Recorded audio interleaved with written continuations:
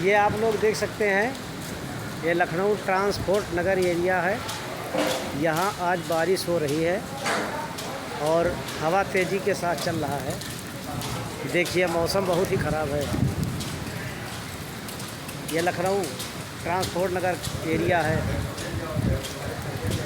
ये देखिए कैसे हवा चल रही है, बहुत तेज़ी से। प्राकृतिक का कहर, पथराव का भी संभावना है। तेज़ी से बारिश होने लगी, बहुत तेज़ हो रही है बारिश।